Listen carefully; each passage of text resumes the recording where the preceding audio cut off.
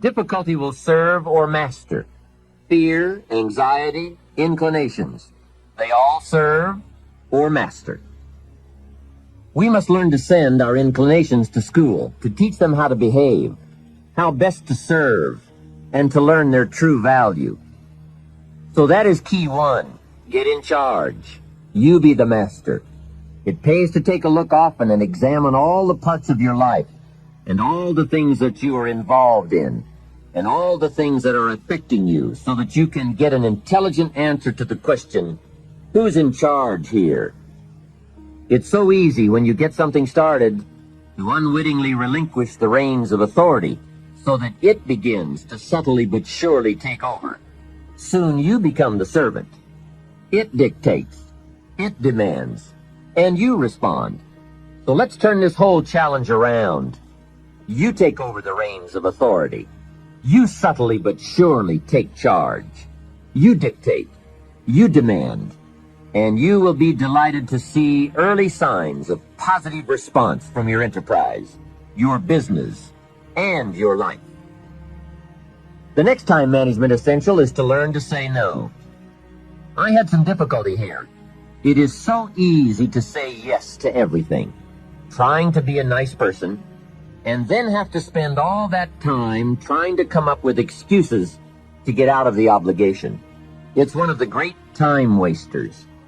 How much better to say, no, I don't think I can, but if that changes, I'll give you a call. And isn't it a better feeling to call someone with the good news, I can come, than with the bad news, guess what? I can't come. When in doubt, learn to say no. A friend of mine, Ron Reynolds, has a good saying, don't let your mouth overload your back. That's a great thought to keep in mind when scheduling your time. Here's the next tip. When you work, work, and when you play, play. For time efficiency, and for that good feeling that comes from doing something without any guilt feeling, don't mix the two. Many years ago, I used to say, I've got to get my family to the beach. I've been promising to take them to the beach. What are they going to think if I don't take them? Now guess where I am while I'm thinking about the beach. Right, at the office. Now I finally get my family to the beach, but at the beach I'm saying, I should be at the office. I have so much to do. Now I've messed up my beach time with the family by thinking about the office. So I learned this lesson. Make a play day, and a work day, a work day. Don't mix the two. Sure enough, if you say I'm going to take off at 3 o'clock and go play, guess what you are thinking about all morning? Taking off to go play. So don't play at work, and don't work at play. It's a great rule to follow to ensure that your time is used more effectively. Now, I know all of this has to be modified to fit your particular situation. No one rule will apply to all, but keep the main thought in mind. Separate work and play. When I take a lecture tour to Spain or Africa or Australia, I make it a work trip. Every day is filled with lectures, speeches, and business conferences. Then I arrange a play trip, because when I play, I really want to play. A builder friend of mine now has the luxury of working a week and taking off a week.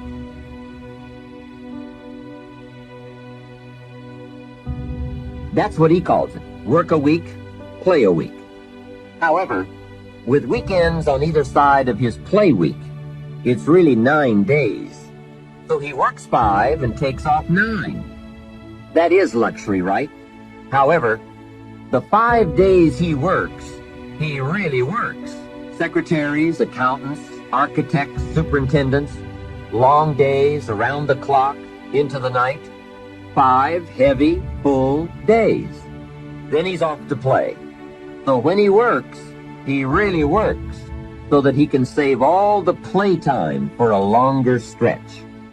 Now, perhaps we can't all do that, but we can learn to practice the skill of separating work and play.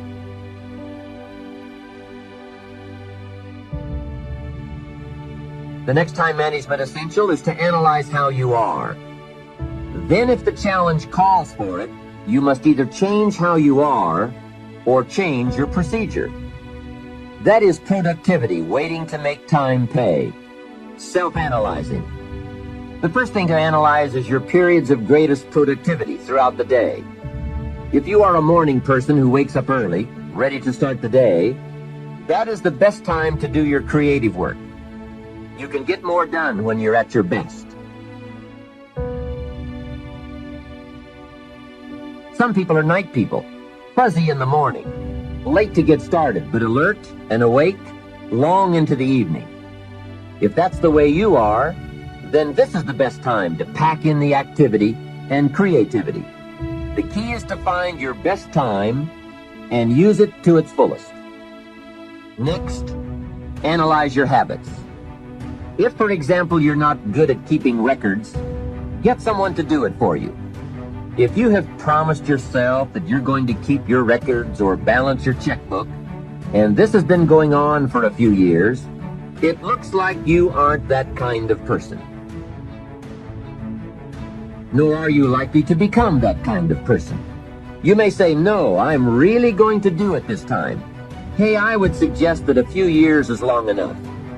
Don't promise yourself anymore. Just say, maybe the smart thing to do is to get someone to do this and make me look good. You would be surprised at how often you can remain a lot like you are in many areas if you will just make the arrangements to have it covered.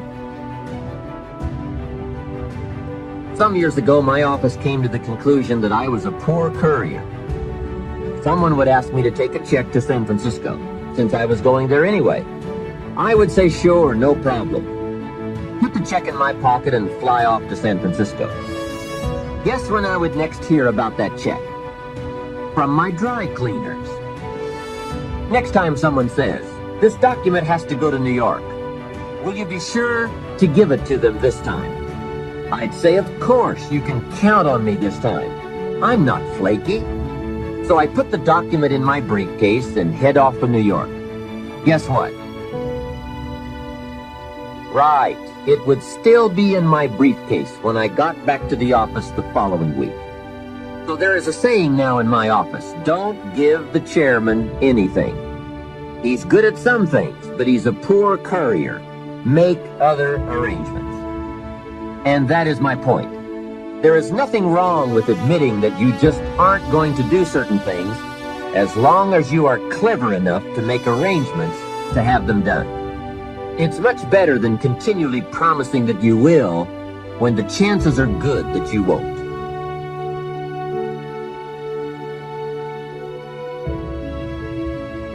Next time management essential, the telephone. What an incredible instrument for business, social, and emergency situations. The job it can do for you is unbelievable. However, there are some tips for using the telephone so that it won't use you. Here's the first one.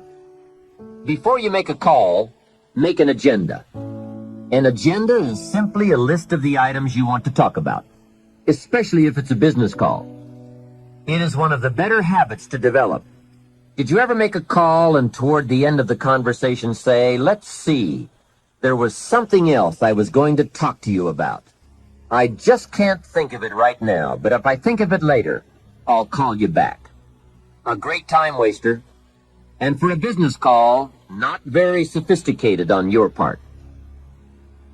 Making an agenda before you make a call serves to keep your conversation on course, so that you cover the essentials without missing any of them. Also, it helps to keep the conversation on track and control the tendency to wander into non-essential chit-chat. It is also a money saver. The extra minutes saved by keeping to an agenda and a few pleasantries is major. I know. My business telephone bill just in California got up to $13,000 a month. And this was one of the problems. Doing business internationally, we have learned the incredible savings of both time and money by taking the time to write down an agenda before we begin to dial. And here's another benefit. If you have made an agenda, when it comes time to recall that conversation you had, you've now got the details in writing. When you say, John, how are you doing on those 4 things we talked about the other day? And John says, what 4 things? We didn't talk about that. You now have a written record to show that you did. Remember, people can talk you out of what's in your head, but it's hard to talk you out of what's in your book. Next, if you can afford the luxury, have your calls screened. Then when you pick up the messages, you can decide who to call and when to call. And have the time to formulate the important information before you make the call. Now, this is a luxury, I will admit. It may be that you just have to answer the phone when the call comes in. But at least file this idea away for the future, when you might be able to use it. And one more, the telephone at home. Here you have to exercise great care to not let the telephone intrude. During social time with family or friends, my suggestion is that you shut the phone off. They have all those neat devices now, so you can. Put on the recorder to take messages or just pull the plug. Family is a high priority. Take care that valuable family time is not subject to frequent intrusions. If you set up this rule, you will not only have uninterrupted time with your family and friends, but also they will give you high marks for caring about them enough to make them a priority. Now here is the last part of time management. Learn to think on paper. From all of my experience working on many projects and in many countries, one of the major time savers is thinking on paper. It is so important to take things out of your head and put them on paper, then work from the paper. Building your business is a lot like building a house. You take the ideas out of your head, put them on paper, and then build from the plan. We have a saying on this idea: operate from document, not from thought. It's just about over when a person wakes up in the morning and says, let's see, what shall I do today? Too late, right? The best thing you can do now is to take today off and at least plan tomorrow. Let me give you 4 major ways to think on paper. The first is a journal. I spend a lot of time talking about journals in my lectures and programs, primarily because it is such an invaluable tool for the serious student of the better life. A journal is merely a gathering place for all the good information that comes your way, from sermons, from books, from lectures, from business conferences, magazines, thinking time, research, any source of information that you feel is worth keeping. Don't let the good ideas of life escape you. Remember, most good ideas usually only come by once. Get into the habit of capturing them with pen and paper by making daily use of your journal. Now maybe you won't write in it every day, but at least make sure it's with you every day. Here's the second way to think on paper: a projects book.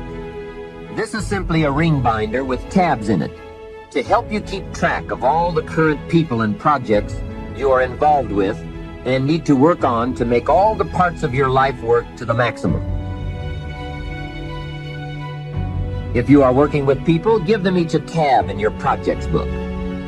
Then under this tab, you keep a running account of all the current information you need to know about that person: performance, family, goals, strengths, needs, perhaps even some graphs showing recent progress or comparisons to past performance.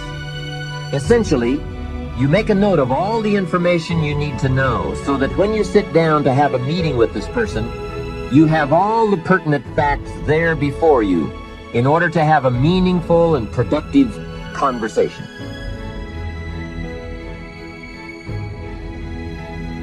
Without this habit, it's so easy to take up time talking with someone and get so very little accomplished, because most of the meeting ends up by being devoted to bringing you up to date on the facts you could have already had in your projects book. Now, depending on your particular business or enterprise, you might want to have a tab for each office or each department or each ongoing project. On a more personal level, you might want to have a tab for each family member, or for your personal projects, investments, finances, game plans, and so forth. It's just an effective way to keep all the key pieces of information readily available so you won't have to be continuously hunting through files and drawers for the data. It is the best way I know of to study your business and life projects. A projects book is a guideline for this study. We simply don't study files. They are for storing information. The projects book is for the daily or weekly summary accounting of all the pieces, like a financial statement of your business at the end of the month. In fact, that is one of the sections in your projects book. And another secret. With a guideline to study, it keeps you on good mental track. If you try to study your business and your life in your head, you will for sure miss something, miscalculate, or let your mind go undisciplined in those high thought areas where the ideas and plans and inspiration for fortune lie. It's the organized, better disciplined thought that produces abundance. Everyone is thinking, but mostly about how to get by. I'm asking you to develop these tools and disciplines to think about how to become wealthy and happy, powerful and influential, sophisticated and unique. The next way to think on paper is to keep a day timer, a daily log of your list of things to do and your appointments and schedules. This is where I also keep the agenda for my telephone calls. It becomes a clear and useful record.